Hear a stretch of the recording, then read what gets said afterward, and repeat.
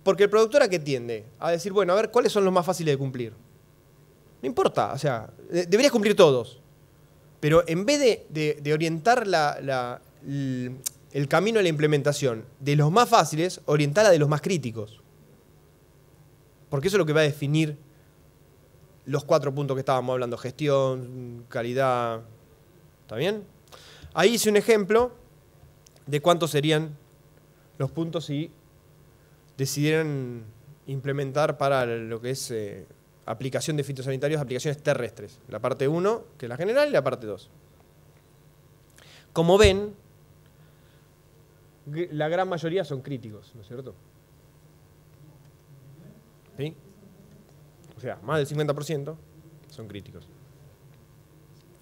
Entonces, la implementación que estábamos hablando, ¿de qué va a depender? De cuánta sea la brecha entre lo que yo estoy y lo que yo debería estar. Cuanto más tenga, más rápido. Cuanto menos tenga, menos rápido. Una vez que he definido dónde estoy parado y cuál es la diferencia, ¿cuánto tiempo le voy a destinar a eso? ¿Sí? ¿Y quién va a ser el que implemente? O sea, qué experiencia, qué conocimiento, cómo se involucre. Porque puedo estar cerquita, pero si no hago nada, no termino nunca. Y puedo estar lejos, y si le pongo ganas, termino rápido. ¿Sí? Y después está cómo se genera la confianza, que era el último de los requisitos, generar confianza. ¿Sí? Y la confianza se genera si alguien de afuera te viene y te dice, sí, lo que vos estás haciendo está bien. Porque está claro, yo no conozco ninguno de los que prepara el producto fumando y sin un equipo de protección personal que venga acá, se inmole acá arriba del escritorio y diga, yo hago eso. La gran mayoría dice, nah, yo me pongo todo. Y lo ves, sacadito de fábrica, ¿no? O sea, los guantes están doblados todavía cuando se lo pone. Nunca en su vida lo usó. Pero para ese día se bañan, se peinan y se maquillan para... ¿Sí? Pero así funciona, ¿eh? En todo el sector, no es el sector agropecuario, en todo el sector. Entonces, como muchas veces la autodeclaración no es suficiente, la generación de confianza es que venga alguien tercero, que no tiene nada que ver, que diga, sí, el fulano cumple con lo que dice que cumple. ¿Está bien? Y para el que no necesite eso, siempre la vista de afuera es más objetiva que la vista de adentro. Porque cuando vos no tenés plata, yo siempre hago el ejemplo de, si yo tengo que cambiar el aceite del auto cada 5.000 kilómetros, cuando tengo plata y no, lo cambio. Y cuando no, digo, 5, 6, 7. Y no pasó nada. ¿Quién se enteró? Yo. Ahora, si viene alguien de afuera, te dicen, sí, flaco, todo fenómeno. No pasó nada. Vos dijiste que cada 5, pero lo hiciste cada 7. Está mal. Después vos decidirás si eso es significativo o no, y después cambiarás y tu procedimiento no será cada 5, sino cada 7, qué sé yo. ¿Se entiende? Pero siempre la vista de uno de afuera, independiente, te hace ver que no sos tan lindo como vos pensás cuando vas al espejo. Ese es el círculo, ¿no es cierto? Hay gente que está preocupado pensando cómo hacerlo. Hay una generación de consensos, se genera una norma, una certificación y vamos todo. ¿Está bien? ¿Cómo es la certificación? No es para la máquina, porque acá la máquina es una herramienta. Es para el contratista o el establecimiento. Es para el sistema. ¿Sí? Yo no tengo la máquina certificada. No. Esto tiene que ver con la persona, entonces es para el sistema. Va a depender de cuánto equipo quieras poner, va a depender de... ¿Está bien?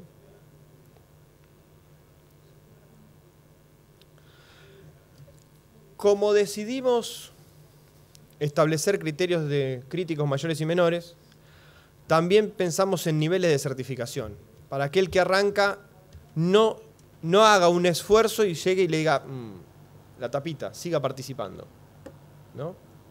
Cada 10 botellas, 9 tienen premio. Y vos sacá la que dice siga participando. Pues si no, pará, no compro más. Entonces, la idea es decir, bueno, si vos te esmeraste y cumpliste, bueno, tenés un reconocimiento. Entonces, ¿qué hicimos? Establecimos niveles de certificación.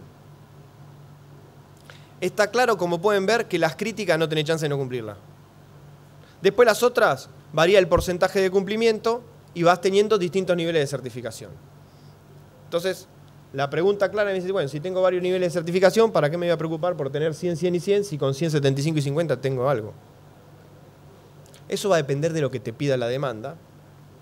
Y si la demanda le da lo mismo, establecimos que la frecuencia de auditoría depende del resultado. ¿Está bien? Y como la frecuencia de auditoría es lo que te pega en el bolsillo, lo que no viene por la demanda viene por el bolsillo, que es el órgano más sensible de cualquier productor. ¿Sí? Entonces, claro, ven eso y dicen, eso es un mamarracho, es un cago, qué sé yo, pero lo concreto es que según esa tabla, el proceso es la duración de tu certificado depende de cómo te van yendo en las auditorías. Y hay una auditoría de certificación y 2 seguimientos. Dependiendo la frecuencia de los seguimientos, ¿ven? Si yo te haga, el primero es a los 12, ¿sí? Si después vuelvo a hacer A, el segundo es a los 15, con lo cual es a los 27, y la recertificación. Entonces, dependiendo cómo sea eso, yo voy a tener alcance de certificación con la misma cantidad de auditorías, porque es una auditoría más 2 seguimientos ante la recertificación, que pueden variar entre 3 o 4 años de vigencia de certificado. ¿Se entiende? Cuanto más te esmerás, más te dura la certificación y menos pagás. ¿Por qué es ese concepto? Porque cuanto más estés en este nivel, más seguro es tu proceso. Entonces, cuanto más seguro es un proceso, menos auditorías necesitas. Ese es el concepto. Pero al productor le decís que paga menos, que es lo que más le importa.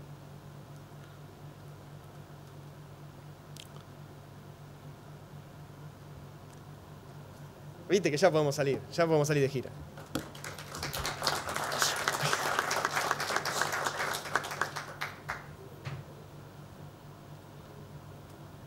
Hola, buen día. Bueno, si tienen preguntas, es el momento para hacerlas. Rocío les puede acercar el micrófono. Y si no tienen preguntas, luego vamos a hacer algunos comentarios que quisiéramos sumar al contexto de lo que comentó recién Quique.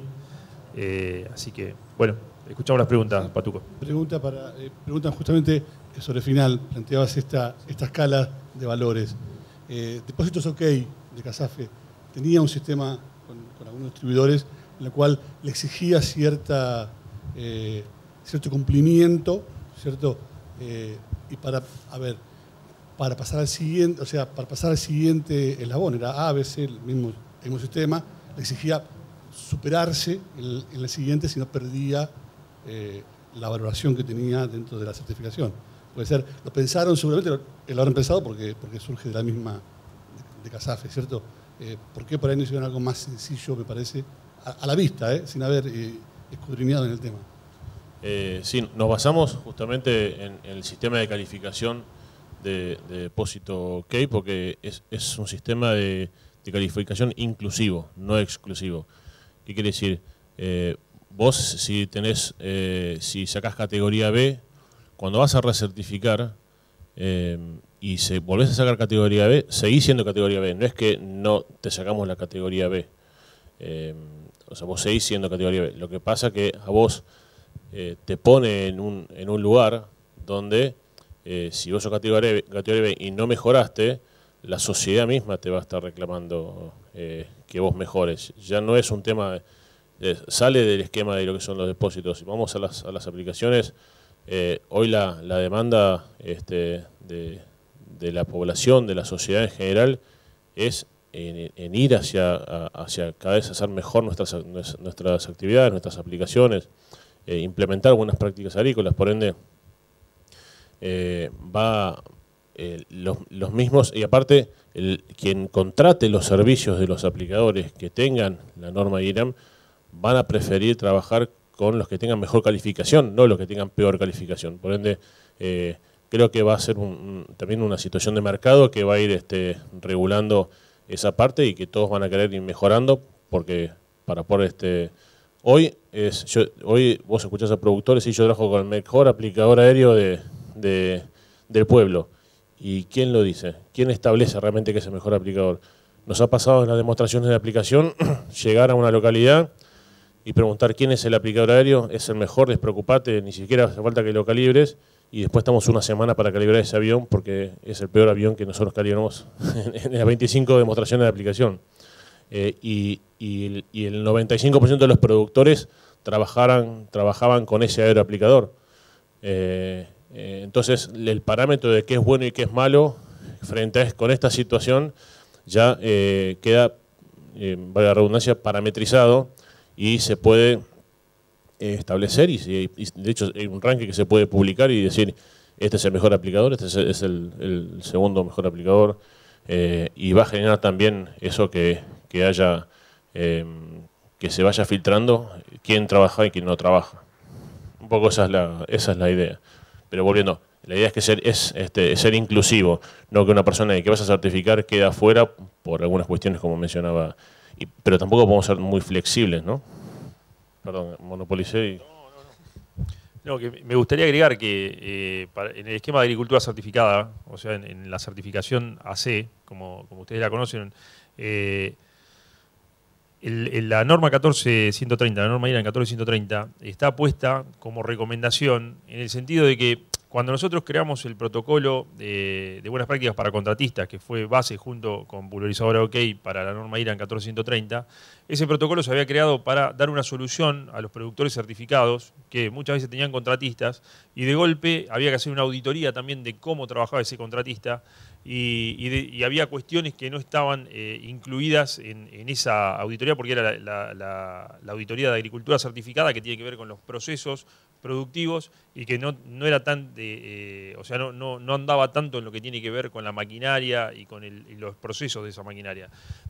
Si bien obviamente los procesos que se realizan en el campo tienen que hacerse bajo un contexto de calidad y tenía que estar los registros y todo lo que comentó Quique recién, bueno, el protocolo para contratistas se había generado para facilitar las auditorías. O sea que en el momento que se auditaba agricultura certificada, si había un contratista, la auditoría fuese mucho más corta y mucho más simple. La norma IRAN viene a potenciar eso sobremanera. Así que eso también lo comento porque es muy importante para nosotros en el contexto de agricultura certificada el rol que cumple la norma IRAN. ¿Hay alguna otra pregunta? Y quería agregar a ese punto, quienes certifiquen agricultura certificada y que trabajen con equipos que tengan normalizada la 14130, van a tener un menor costo para poder hacer la certificación. Básicamente porque no tienen que pasar por el proceso de certificación de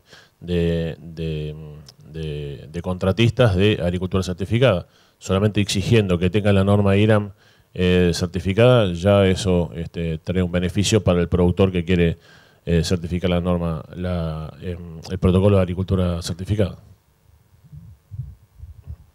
Sí, como dice Fede, el productor va a reducir su costo porque va a tener menos tiempo de auditoría, porque muestra un certificado.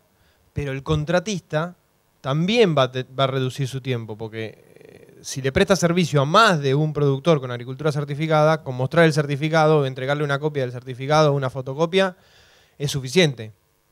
En el otro caso va a recibir tantas visitas como productores de agricultura certificada preste servicio. Con lo cual también es más complicado para el contratista. O sea, para los dos eslabones es beneficioso tenerla. ¿Mm? ¿Otra?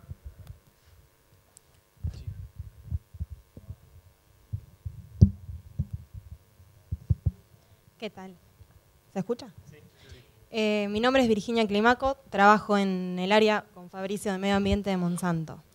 Y bueno, un poco estamos trabajando en lo que es la fase de autoevaluación de los contratistas y las maquinarias internas también. Y quería preguntar, digamos, ¿cuándo se va a poder hacer efectiva esta certificación? Si ya están todos los protocolos de auditoría, los entes certificadores, como para mapearnos en una línea de tiempo, digamos. Te cuento rápido. Venimos haciendo capacitaciones, bueno, con este equipo que ves acá, IRAM, CASAFE, APRESID, estamos haciendo capacitaciones por el territorio. Ya llevamos 70 implementadores capacitados La primera capacitación la hicimos en Ciudad Autónoma de Buenos Aires, en el CEPIA, y la segunda la hicimos en Jesús María, en la sociedad rural. Bueno, esos implementadores estratégicamente nos permiten estar en el territorio y más cerca de los productores que necesiten certificar, y esas capacitaciones están orientadas para agricultura certificada, norma IRAM 14130, y eventualmente, por ejemplo, en el caso de Córdoba también se incorpora todo lo que tiene que ver con el programa de BPAs de Córdoba. Entonces son capacitaciones en las cuales estos implementadores tienen la expertise para acercarse ya a los productores, a los contratistas que necesiten certificar, y esto implica una baja de costos, porque obviamente estos implementadores, básicamente lo que están cobrando por honorarios es el día profesional, y esto te permite ir guiando y facilitando todo el proceso de implementación. En cuanto a auditorías, obviamente eso ya puede realizarse, está IRAM como ente certificador, así que todo el esquema para empezar a implementar y certificar ya está disponible, y bueno, simplemente es cuestión de tomar la decisión y realizarlo.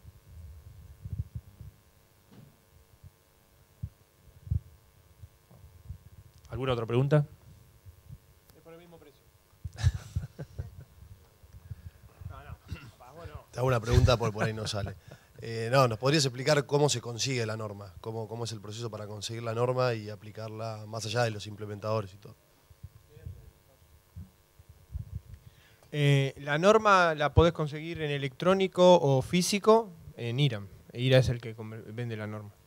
¿Sí? O sea, podés mandar un mail a IRAM solicitando la norma. Si vos vivís acá en Rosario, está la filial de IRAM Rosario. O sea, entras en la página y directamente podés ir a la filial nuestra o leer la norma o comprar la norma. O si sos de Córdoba, en Mediterráneo, tenemos en la capital, en Córdoba, hay una filial también. Y si no, en Buenos Aires, ¿sí? O por internet.